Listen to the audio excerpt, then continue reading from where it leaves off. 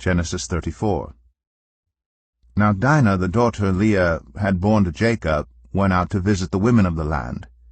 When Shechem, son of Hamor the Hivite, the ruler of that area, saw her, he took her and raped her.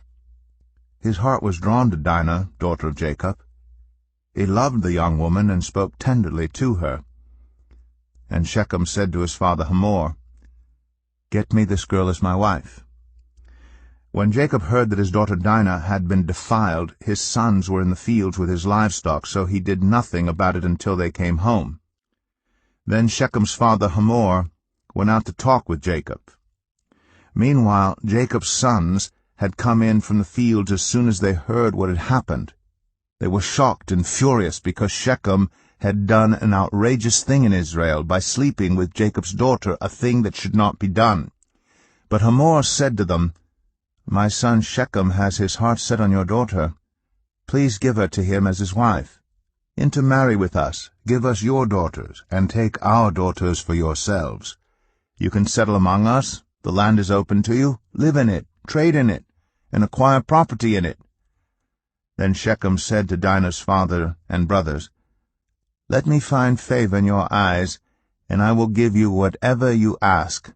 Make the price for the bride, and the gift I am to bring as great as you like, and I'll pay whatever you ask me. Only give me the young woman as my wife." Because their sister Dinah had been defiled, Jacob's sons replied deceitfully as they spoke to Shechem and his father Hamor. They said to them, "We can't do such a thing. We can't give our sister to a man who is not circumcised. That would be a disgrace to us. We will enter into an agreement with you on one condition only, that you become like us by circumcising all your males. Then we will give you our daughters, and take your daughters for ourselves. We'll settle among you and become one people with you. But if you will not agree to be circumcised, we'll take our sister and go." Their proposal seemed good to Hamor and his son Shechem.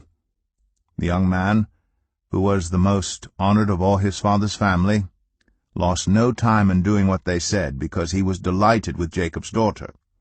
So Hamor and his son Shechem went to the gate of their city to speak to the men of their city. "These men are friendly toward us," they said. "Let them live in our land and trade in it. The land has plenty of room for them. We can marry their daughters, and they can marry ours. But the men will agree to live with us as one people only on the condition that our males be circumcised as they themselves are. Won't their livestock, their property, and all their other animals become ours? So let us agree to their terms, and they will settle among us."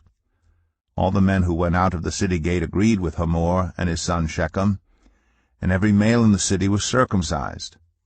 3 days later, while all of them were still in pain, 2 of Jacob's sons, Simeon and Levi, Dinah's brothers, took their swords and attacked the unsuspecting city, killing every male. They put Hamor and his son Shechem to the sword, and took Dinah from Shechem's house and left. The sons of Jacob came upon the dead bodies and looted the city where their sister had been defiled. They seized their flocks and herds and donkeys, and everything else of theirs in the city and out in the fields. They carried off all their wealth and all their women and children, taking as plunder everything in the houses. Then Jacob said to Simeon and Levi, "You have brought trouble on me by making me obnoxious to the Canaanites and Perizzites, the people living in this land.